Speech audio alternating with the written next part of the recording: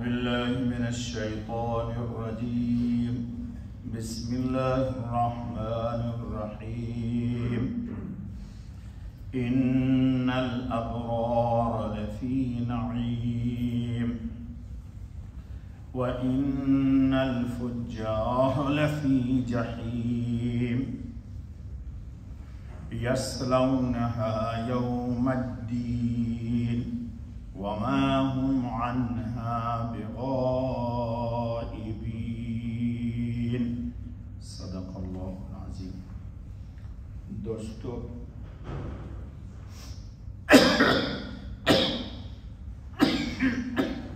یہ سورہ انفطار کی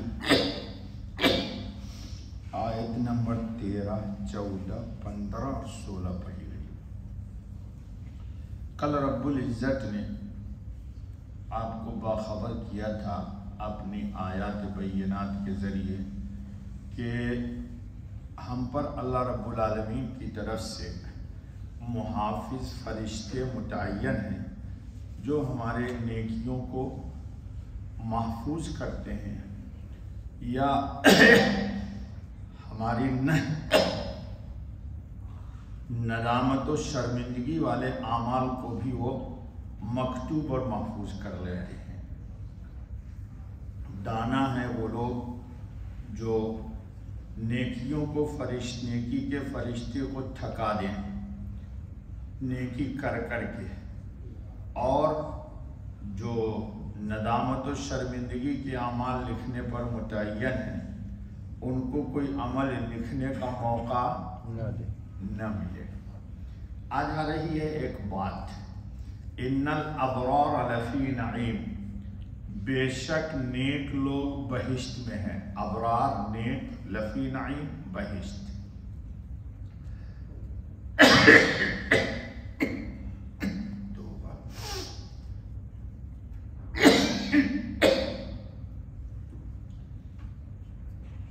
ابرار کس کو کہتے ہیں؟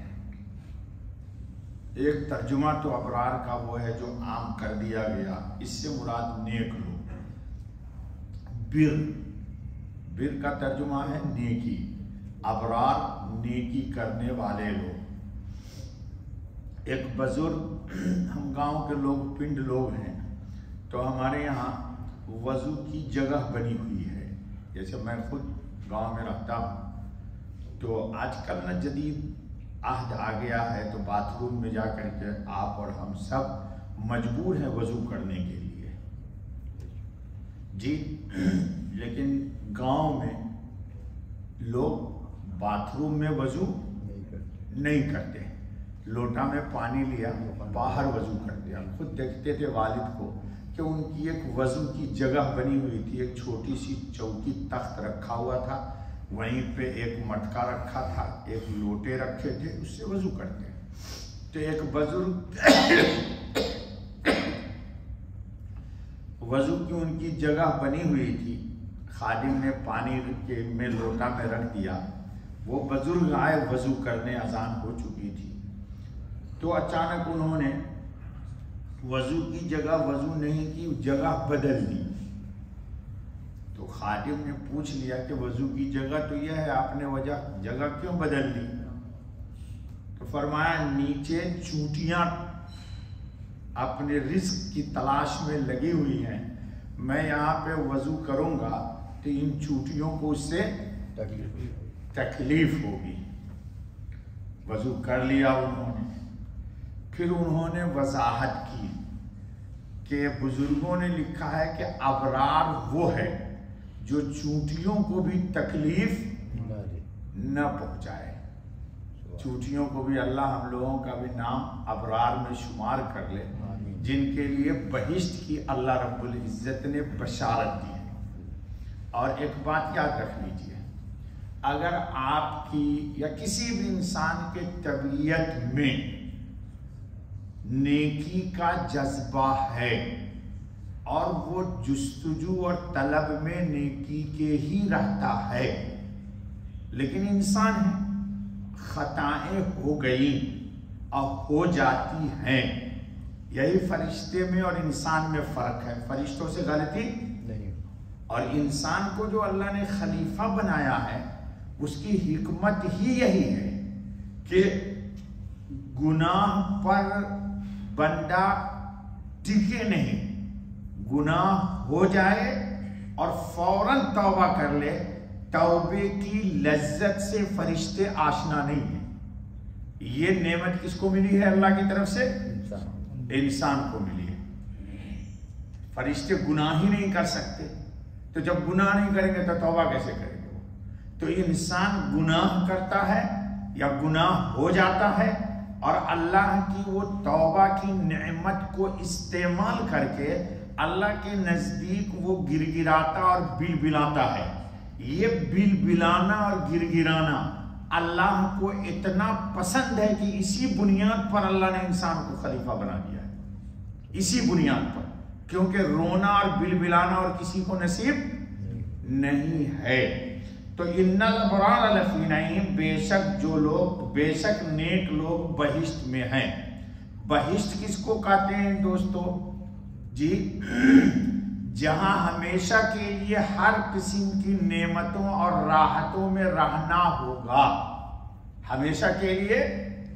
دنیا میں آپ ہیں، ہر انسان خواہ اس کو کتنی ہی نعمت ملی ہوئی ہو، لیکن ان کے دماغ پر ایک غم مسلط ہوتا ہے کہ یہ کل نعمت رہے گی یا نہیں رہے گی۔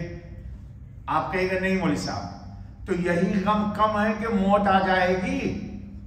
یہی غم کم ہے کیا؟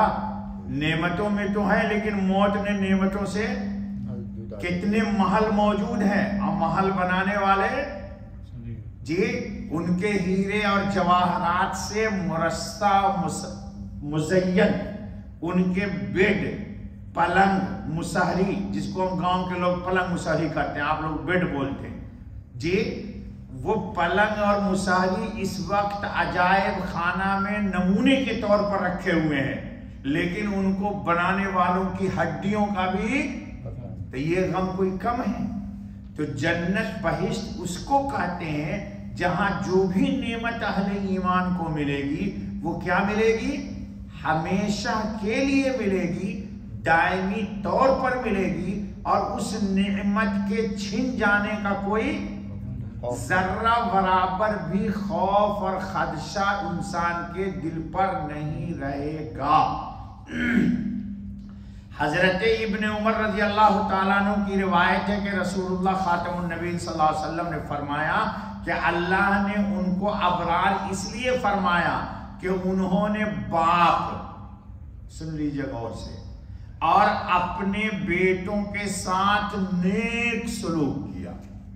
واہ خوش نصیب لوگ، باپ کے ساتھ بھی نیک سلوک کیا اور اپنے بیٹوں کے ساتھ بھی نیک سلوک کیا۔ اللہ ہم کو انہی لوگوں میں لائے جی، اور اللہ آپ میں سے جو باپ ہیں، آپ کو آپ کے بیٹوں کا اللہ محتاج نہ بنائے۔ اللہ آپ کی روٹی بیٹوں کی محتاجگی سے نہ دے، بلکہ اللہ اپنے خزانے سے دیتا رہے۔ باپ کو بھی اللہ تعالیٰ ذلیل نہ کرے اور بیٹا کو بھی اللہ تعالیٰ نواز دے۔ یہ دعا مانگا کیجئے، یہ تمنا نہ کیا کیجئے کہ بیٹا مجھے کھلائے گا، نہیں، ہم بیٹا کو کھلا کر کے چلے جائیں، بیٹا مجھے نہ کھلائے۔ تو ابرار کی تفسیر ایک یہ کی انہوں نے کہ جنہوں نے اپنے والدین کے ساتھ بھی سلوک کا معاملہ کیا اور اپنی اولاد کے ساتھ بھی سلوک کا معاملہ کیا، تو ابرار وہ ہیں۔ اب ایک مسئلہ ہے کہ یہ کیسے پہچانا جائے کہ یہ ابرار ہیں یا فجار ہیں؟ جی اس پر کل میں ایک مکالمہ سناؤں گا، شاید وقت ہونے والا ہوگا۔ آسان کام ہے دوستو، اگر طبیعت میں نیک لوگوں کی صحبت کا داعیہ ہے کہ اللہ مجھے نیک لوگوں کی صحبت نصیب کرے، نیکی کا دل میں جذبہ ہے، اور نیکی پر غور سے سن لیجئے، نیکی پر غرور نہیں کرنا، اترانا نہیں، نیکی اگر ہو گئی ہے تو اس کو اللہ کا فضل تصور کرنا. نیکی کر دریا میں ڈال. اب گاؤں کے پنڈ لوگ ہیں, ہمارے یہاں مثال دی جاتی ہے, نیکی کر دریا میں ڈال. کیوں؟ آپ نے نیکی کی, اس بات کی کون سی آپ کے پاس ضمانت ہے کہ یہ بارگاہ رب العزت میں ان کے معیار پر قبول ہے؟ جی کل آ چکا ہے, ہمارے درس میں گزر چکا ہے کہ ہر نیکی کے بعد طبیعت میں یہ آتی ہے بات اگر کہ ہم نے اللہ کی عبادت کا حق ادا نہیں کیا. اللہ نے فضل سے توفیق تو دی تھی لیکن ہم نے اس توفیق کی ادائیگی میں کوتاہی ہم سے ہو گئی, اس لیے میں اس پر اللہ سے استغفار کرتا ہوں. تو نیکی کے بعد استغفار کی توفیق ہونا دلیل ہے اس بات کی کہ انشاءاللہ بارگاہ رب العزت میں نیکی قبول ہو جائے گی. بس کہو بس کرو, وَإِنَّ الْفُجَّارَ لَفِي جَحِيمٍ کل دوزخ والی بات کر کرو. چلو سبحان اللہ سبحان اللہ. بس ایک آیت بیٹا 13